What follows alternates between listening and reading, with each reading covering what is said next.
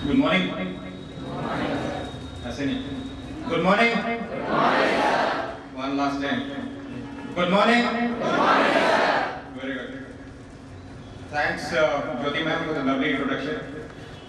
मैं आपको वो बताता हूँ जो इंट्रोडक्शन में नहीं था। मैं रांची में ही पैदा हुआ हूँ कुछ साल पहले, not very far back, and मेरी पढ़ाई हुई थी सैनिक स्कूल तिलैया में। नाम सुना है? तो जब मैं वहाँ बोर्डिंग में था, उड़ रहा था, सारे बच्चे हेलीकॉप्टर के पीछे भाग रहे थे। हम लोगों ने भी देखा हेलीकॉप्टर है तो हम लोग भी पीछे हो लिए। वो हेलीकॉप्टर जाके हमारे प्ले फील्ड में जाके लैंड किया। मैंने देखा ये बहुत बढ़िया खिलौना है नहीं? कहीं लैंड कर सकता है, कहीं उतर सकता है। तो मैंने कहा यार कुछ बनना है तो पायलट बनना है और हेलीकॉप्टर पायलट बनना है। तो वो दिमाग में घुस गया था कि पायलट बनना है, हेलीकॉप्टर पायलट बनना है। मैं दिन भर सोचता रहता था कहाँ लैंड करूँगा, कहाँ से टेक ऑफ करूँगा। तो एक मेरे मित्र थे यहाँ के, रातू रोड में रहते हैं, मैं उनको बहुत दिनों से ढूंढ रहा हूँ, मिले नहीं दोबारा। उनका नाम था अजय अग्रवाल। हम लोग क्लास 1 में थे, उम्र होगी करीब 6-7 साल। उन्होंने हम 2-3 बच्चों को बताया कि रांची में एक खिलौना मिलता है जो प्लेन के आकार का है, जो बच्चे उसको उड़ा सकते हैं। तो आप विश्वास नहीं करोगे, मेरे पिताजी उसमें हजारीबाग में पोस्टेड थे। मैं उनको लेके रांची आया, यहाँ भाटिया स्टोर या कोई खिलौने की दुकान थी, वहाँ पे जाके मैंने पूछा भैया कैसा खिलौना है जो बच्चे उड़ा सकते हैं? तो उसने हमें बहुत गुर्रा के देखा जैसे मजाक कर रहे हैं, बट वो खिलौना नहीं मिला। उसके चलते मेरे दिमाग में बात बैठ गई कि पायलट बनना है और हेलीकॉप्टर पायलट बनना है। तो जब मैं और थोड़ा बड़ा हुआ, क्लास 6-7 में पहुंचा, तो लोगों से पूछा कि पायलट बनने के लिए क्या चाहिए? तो लोगों ने कहा कि आपका मैथ्स अच्छा होना चाहिए और आपकी इंग्लिश अच्छी होनी चाहिए। तो मेरे पास जो किताब होती थी इंग्लिश की, मैं वो पढ़ता रहता था। तो क्लास 7 में जुलाई 81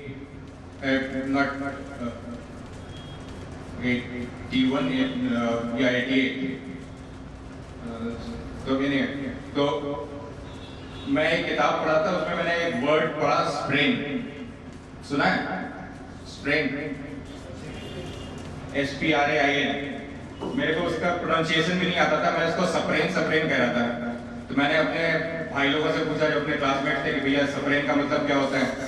किसी को मालूम नहीं था। सीनियर से पूछा, उन्होंने डिक्शनरी निकाली, मेरे को दिखाया कि ये डिक्शनरी इसे कहते हैं, इसको ऐसे देखते हैं, ए से लेकर Z तक होता है, ABCD करके देखते हैं। फिर मैंने उनको बोला कि सर मेरे को बड़ी शर्म आती है कि छोटे छोटे वर्ड्स नहीं होते हैं। तो उन्होंने बोला कि डिक्शनरी को अपना फ्रेंड बना लो। मैं आप लोगों को ही बता रहा हूँ जो अभी पढ़ाई कर रहे हैं, डिक्शनरी को अपना फ्रेंड बना लो। और उन्होंने बोला कि रोज पेपर पढ़ो, रोज कम से कम 2 इंग्लिश पेपर पढ़ो, और उसमें जितने हार्ड वर्ड्स जो आपको समझ में नहीं आता है उसको नोट डाउन करो और उसको अपने सेंटेंस में लिखने की कोशिश करो, उसका मतलब निकालो, उसको अपने सेंटेंस में लिखने की कोशिश करो। और आप बिलीव नहीं करोगे, मैंने डिक्शनरी ली, उसको हमेशा पॉकेट में रखता था, जब टाइम मिलता था तो पढ़ता था। तो क्लास 7 से उसको पढ़ना शुरू किया, क्लास 8 तक मुझे पूरी डिक्शनरी याद हो गई। A से लेकर Z तक पूरी डिक्शनरी मैंने रट डाली थी। एंड वो जाके आगे मेरे को इसमें इंग्लिश का नॉलेज मेरे को हेल्प किया मेरे को किताब लिखने में। तो एनीवे 7th हुआ, 8th हुआ, करते करते 11th हुआ। 11th में NDA का एग्जाम होता है। किसी ने दिया NDA का एग्जाम? क्या हुआ? नहीं हुआ? अच्छा हुआ। नहीं तो आप कहीं और रहते, मेरे से मुलाकात नहीं हो पाती। तो NDA का एग्जाम दिया, NDA से पास हुए, धीरे धीरे करके हेलीकॉप्टर पायलट बने।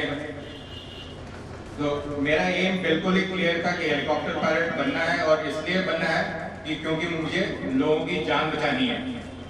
मेरे को फाइटर पायलट नहीं बनना था, मेरे को पाकिस्तान नहीं जाना था। लोग कहते तुम डरपोक थे, मेरे को वहाँ जाके बॉम्बिंग नहीं करनी है। मेरा एम क्लियर था कि मेरे को किसी की जान बचानी है।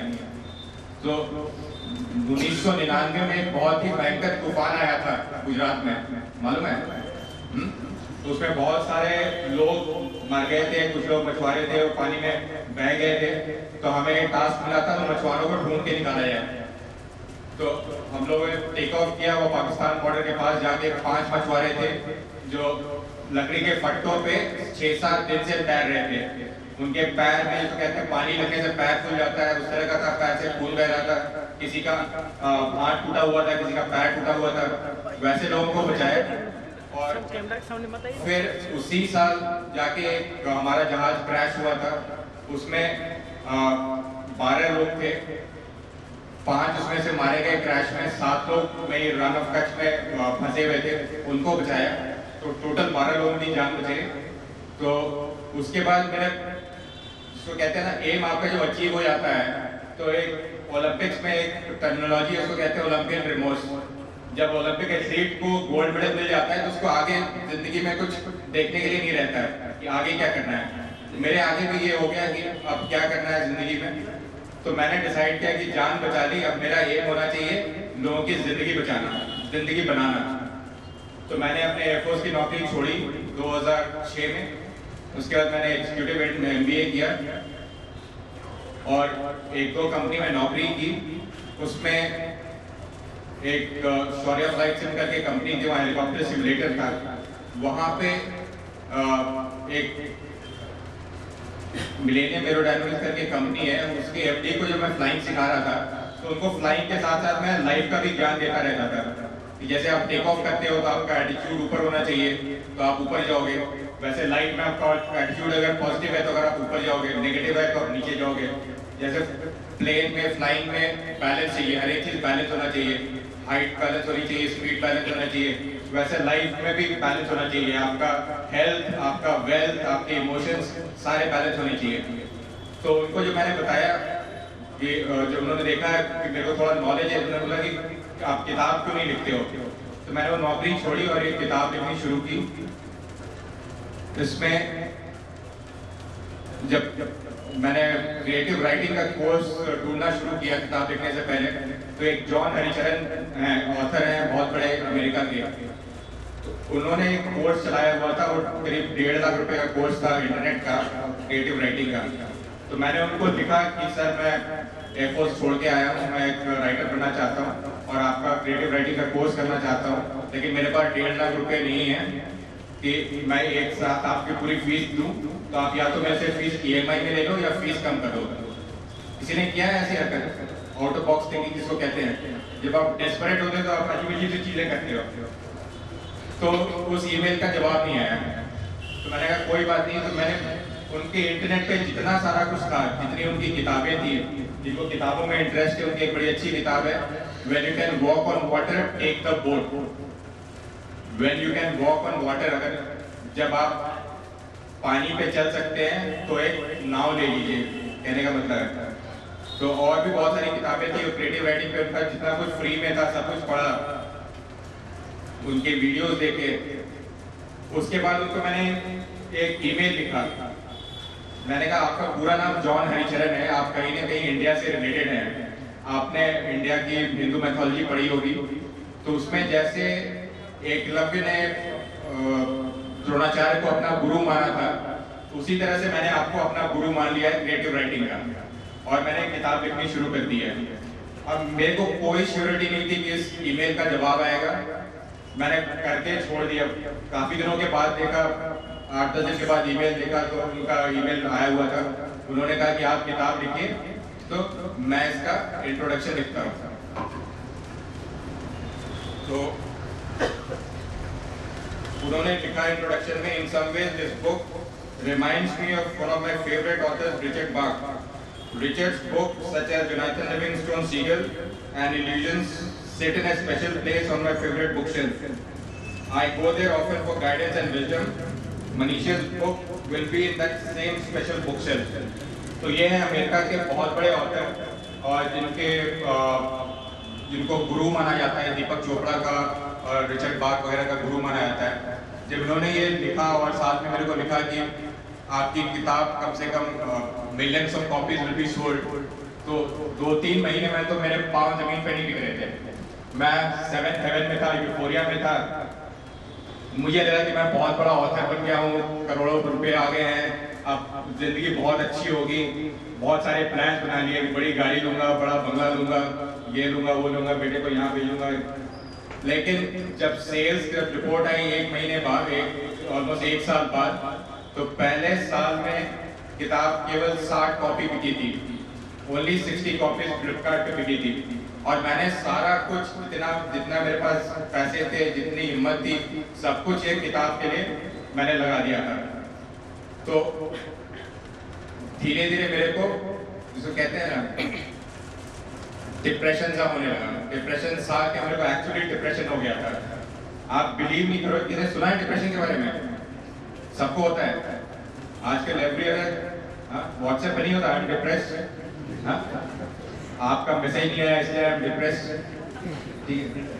तो ये मजाक की बात अलग है, लेकिन डिप्रेशन जो होता है मैंने किताबों में पढ़ा था, लोगों से सुना था, लेकिन जब हुआ तो मैंने देखा डिप्रेशन क्या चीज होती है। आपकी शरीर की सारी ऊर्जा खत्म हो जाती है, आपको कुछ करने का मन नहीं करता है, आपको किसी से बात करने का मन नहीं करता है, ठीक है, आपको कहीं बाहर जाने का मन नहीं करता है। मैं बिस्तर पे सोया रहता था और सुबह होती थी तो धूप बगल वाले घर पे ऊपर होती थी 6 बजे, धीरे धीरे नीचे आती थी 10, साढ़े 10, 11, साढ़े 12, 1 बजे, तब जाके मैं उठता था। मेरी हालत बहुत ही खराब थी, मैं जिंदगी से हार गया था, टूट चुका था बिल्कुल। पर जैसे कहते हैं ऊपर वाले का भी खेल अजीब होता है। मेरे को एक मेरी फ्रेंड थी जिनसे 30-40 साल से कोई बात नहीं हुई थी, शी वाज अब्रॉड, उनसे एक बार बात शुरू हुई, फिर पता नहीं मेरे को क्या मन में मैंने सारा कुछ उनको बता दिया कि मेरी हालत ऐसी है। तो शी केम फ्रॉम अब्रॉड, एक किताब लेके आई साथ में, जिनको इंटरेस्ट है किताबों में। एक किताब का नाम है साधना बाय स्वामी शिवानंद, ओके। तो वो पढ़ना शुरू किया, एक रूटीन में अपने आप को ढाला और धीरे धीरे मंत्र जाप वगैरह शुरू किया।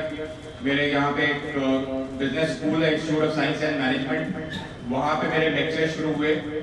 धीरे धीरे किताब भी अच्छी बिकने लगी। 1 साल के अंदर it became the best seller on the Amazon.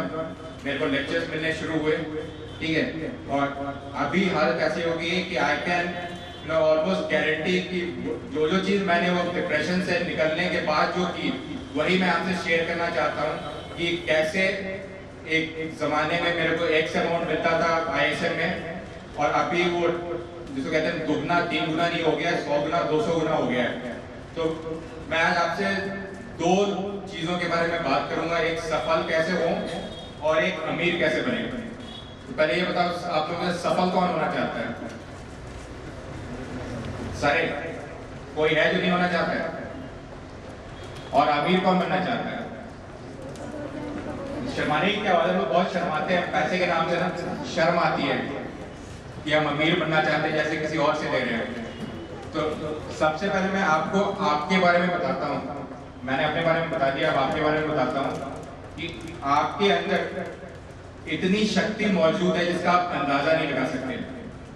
आपको लगता है कितनों ने यहाँ IIT या मेडिकल एग्जाम दिया है? हुआ? नहीं हुआ? आपको लगता है कि आप कुछ और जोर लगाते तो हो जाता है? हाँ, हमेशा दूसरों को देख के लगता है कि जब ये कर सकता है तो मैं क्यों नहीं कर सकता, लगता है या नहीं? जोर से हाँ बोलिए।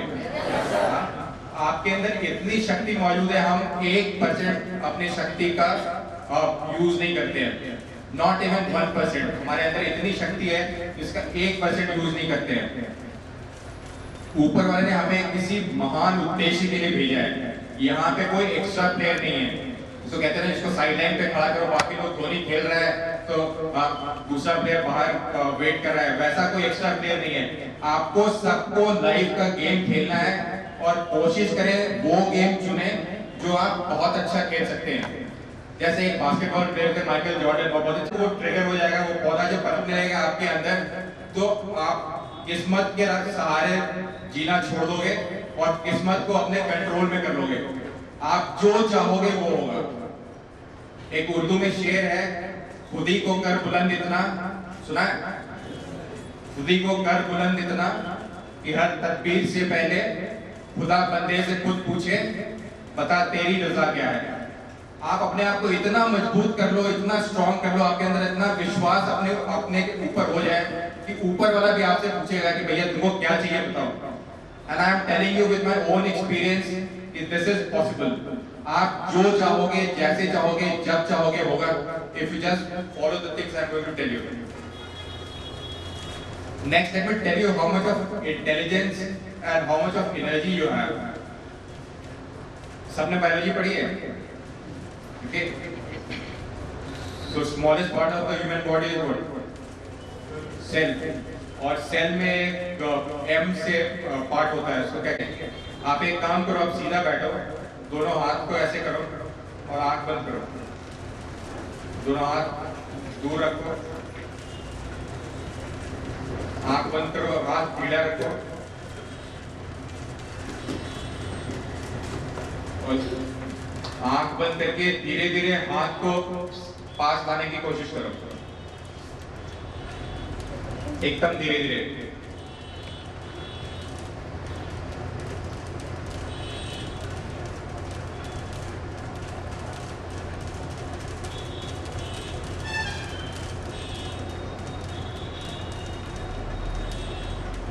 जितना धीरे